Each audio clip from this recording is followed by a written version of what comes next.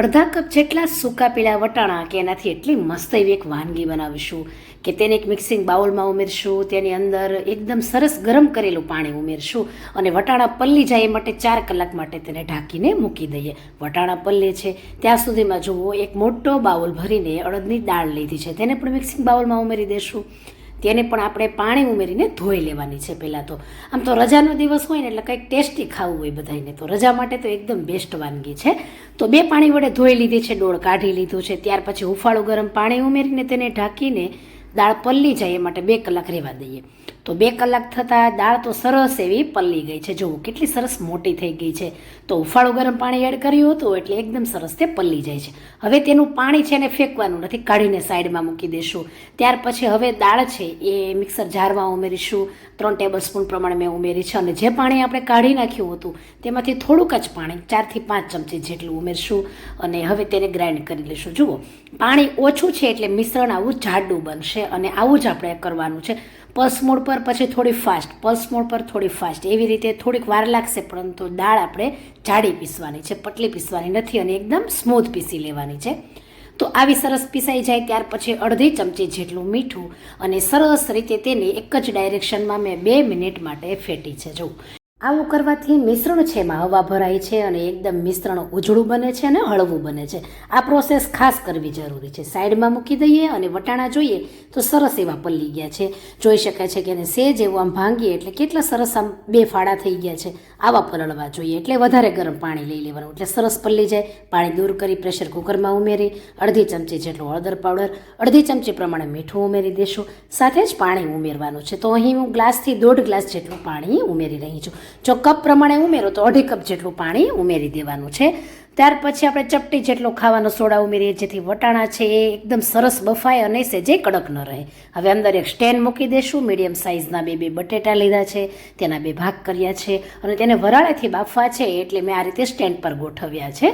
ત્યાર પછી આપણે ઢાંકીને મીડિયમ ગેસ પર તેને 5 વિસલ કરી લેશું. હવે 4 ગ્લાસ જેટલું મેં હુંફાળું ગરમ પાણી લીધું છે. ત્યાર પછી 1 ચમચી જેટલું મીઠું, સાથે જ 1/4 ટીસ્પૂન પ્રમાણે હિંગ અને 1 લીંબુનો રસ ઉમેરી દીધો છે. ત્યાર પછી મિશ્રણને સેજ હલાવી લેવાનું છે અને સેજ ટેસ્ટ કરી જોવાનું કે થોડુંક તમને નમકવાળું એટલે કે સેજ ખારું પાણી લાગવું જોઈએ. તો થોડું ઓછું છે એટલે ફરીથી અડધી ચમચી મીઠું ઉમેરું છું અને મિક્સ કરી દઉં છું. અને પાણી છે એ હુંફાળું ગરમ રાખવાનું છે.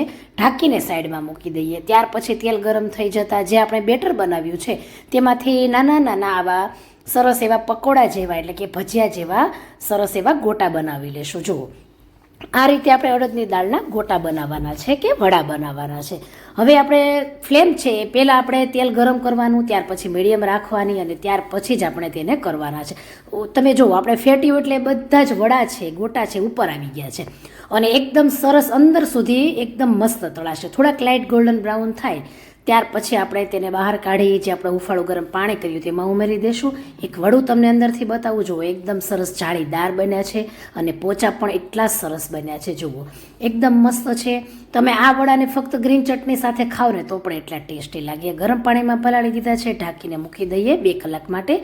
ત્યાં સુધી જોઈએ વટાણા છે એને આપણે બાફવા મૂક્યા હતા, એની વિસલની એર પણ નીકળી ગઈ છે. બટેટાને બહાર કાઢી લેશું, સ્ટેન્ડ કાઢી લેશું અને વટાણાને સેજ ચેક કરી લઈએ કે પરફેક્ટ બફાયા છે કે કેમ. તો એક વટાણો હાથમાં લઈએ અને સેજ દબાવીએ એટલે જુઓ કેવો સરસ મેશ થઈ ગયો છે અને વટાણા પાછા બધા એકદમ સરસ આખા પણ રહ્યા છે. તો એ છે આપણે ચપટી સોડા ઉમેર્યું એનું રિઝલ્ટ. તો આ રીતે આપણે વટાણાને બાફવાના છે.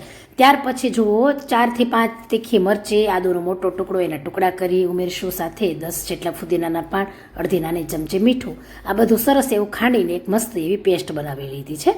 ત્યાર પછી કડાઈમાં 3 ચમચી જેટલું તેલ ગરમ કરીશું. અડધી ચમચી જેટલું જીરું ઉમેરી દઈએ. સાથે જ 1/4 ટીસ્પૂન જેટલી હિંગ અને જે પેસ્ટ આપણે ખાંડી છે મરચોની, આદુની, એ બધી એમાં અંદર ઉમેરી દઈશું. થોડી સેકન્ડ માટે એકદમ ધીમો ગેસ રાખીને સાતળી લઈશું. ત્યાર પછી એક મોટું ટમેટું મેં બારીક ઝીણું ઝીણું સમાર્યું છે. જો તમે કાંદા ખાતા હોય ને તો અહીં જરૂરથી ઉમેરી શકાય છે. તો જુઓ 1 કાંદો આપણે ઉમેરી દેવાનો છે અહીં ઝીણો ઝીણો સમારીને ખાતા હોય તો. ટમેટાની વઘાર સાથે સેજ સાતળી તેમાં અડધી ચમચી લાલ મરચું પાવડર, અડધી ચમચી ગરમ મસાલો, અડધી ચમચી જેટલું ધાણા જીરું અને 1/4 ટીસ્પૂન જેટલી જ હળદર પાવડર ઉમેરી દેશું અને સરસ રીતે બધું છે એ મિક્સ કરી લેશું. તો અહીં આગળ કીધું એવી રીતે કે તમારે કાંદા ઉમેરવા હોય તો ઉમેરી શકાય છે. ત્યાર પછી ટમેટાં ઉમેરવાના. તો અહીં 1/4 કપ પ્રમાણે પાણી ઉમેરી દઈશું, થોડુંક જ ઉમેરશું જેથી મસાલા બળે નહીં. ફરીથી મિક્સ કરી ઢાંકી દઈશું. તેલ છૂટું પડે અને ટમેટાં સોફ્ટ થઈ જાય ત્યાં સુધી આપણે તેને 2 થી 3 મિનિટ પકવીએ. એકદમ ધીમા ગેસ પર આપણે પકવી લીધા છે અને જુઓ સરસ એવું હલાવતા તેલ પણ સરસ છૂટું પડી ગયું છે અને ટમેટાં છે એને એકદમ સરસ આપણે ચમચાની મદદથી દબાવીને એકદમ સરસ પેસ્ટ જેવું એકદમ કરી લેવાનું છે. જુઓ આવું એકદમ કરી લેવાનું છે. ત્યાર પછી બટેટા આપણે બાફ્યા હતા ને એને હાથેથી મેશ કરી ઉમેરશું. અડધી ચમચી આમચૂર પાવડર, 1 લીંબુનો રસ ઉમેરી દઈશું. એકદમ મસ્ત એવો ચટપટો ટેસ્ટ આવશે. તો બધું જ મિક્સ કરી લેવાનું છે. ત્યાર પછી ગેસની ફ્લેમ અહીં મેં ધીમી જ રાખી છે. બધા જ વટાણા બફાયેલા છે એ ઉમેરી દેશું. સાથે જ તેમાં આપણે 1 ગ્લાસ જેટલું પાણી પણ ઉમેરી દેવાનું છે. તો અહીં છે રગડો બનાવવાનો છે આપણે. તો રગડો કેવો ઘાટો રાખવો એ તમારા ઉપર ડિપેન્ડ છે કે તમે કેટલો એને જાડો રાખવા માંગો છો. ત્યાર પછી ઢાંકી દેશું અને થોડોક ઘટ બને ત્યાં સુધી ધીમા ગેસ પર પકવીએ. તો એકદમ ધીમા ગેસ પર 3-4 મિનિટ જેટલો આપણે કૂક કર્યો છે અને વધારે કૂક નથી કરવાનો કેમ કે એમાં રસો પણ રહેવા દેવાનો છે. તો જો આટલો મેં એને રાખ્યો છે, આ રીતે પટલો રાખ્યો છે અને રસો આ રીતે રાખ્યો છે. તો ખૂબ સરસ એવો રગડો હવે અહીં બની ગયો છે. ત્યાર પછી લીલી કોથમીર ઉમેરી દઈએ થોડી એવી. ત્યાર પછી ફરીથી એને મિક્સ કરી લઈએ. તો ખૂબ મસ્ત એવો ચટપટો તીખો ખાટો એવો મસ્ત રગડો આપણો રેડી થઈ ગયો છે. તમારા સ્વાદ પ્રમાણે પણ ખાટો તીખો તમે એડ કરી શકો છો. ઢાંકીને મૂકીએ એવો ને એવો ગરમ રહે. ત્યાર પછી જે આપણે વડા બનાવ્યા હતા, ગોટા બનાવ્યા હતા એ સરસ એવા જુઓ પાણી સાથે એકદમ પલળી ગયા છે. તો અહીં જુઓ વડા છે એ આપણે એકદમ સરસ કેવા અંદરથી જાળીદાર હતા એટલે એને પલળતા પણ વાર નથી લાગતી. તો 2 કલાક જેટલો ટાઈમ થયો છે. એકદમ સરસ ભાંગ્યું છે તેમ છતાંય અંદર સેજે કઠણ ભાગ જોવા નથી મળતો. જોઈ શકાય છે કે એકદમ સરસ પોચા બન્યા છે, ક્યાંય પણ જાડો ભાગ નથી. હવે સર્વ કરી લઈએ. તો અહીં મસ્ત મજાની આ વડા સાથે રગડા ચાટ બનાવી છે. જુઓ વડા છે એ ઉપરથી રગડો આપણને જે પ્રમાણે જોઈએ એ પ્રમાણે સર્વ કરી શકીએ છીએ. 1 ટેબલસ્પૂન તીખી ચટણી, 1 ટેબલસ્પૂન જેટલી ગળી મીઠી ખાટી એવી ચટણી અને જો તમને જે પ્રમાણે જોવે એ પ્રમાણે પણ સર્વ કરી શકાય. ટમેટાના ટુકડા, થોડા કાંદાના ટુકડા, સેવ ઉમેરી દેશું, ચાટ મસાલો સાથે થોડી લીલી કોથમીર પણ ઉમેરી દેશું ને એકદમ મસ્ત તેને ગાર્નિશ કરીએ. એકદમ યુનિક, એકદમ ટેસ્ટી, બધાને જ ભાવે એવી. ખાસ કરીને રજા હોય ત્યારે બાળકો જીદ કરતા હોય બહાર જવાની, તો આવું ચટપટું કંઈક એકદમ બનાવી દો ને એટલે બહાર જવાનું પણ ભૂલી જશે અને એટલી મજા પડી જશે. રેસીપી ગમે તો લાઈક, કમેન્ટ આપી શેર કરો ને એકવાર ટ્રાય કરજો. આવજો.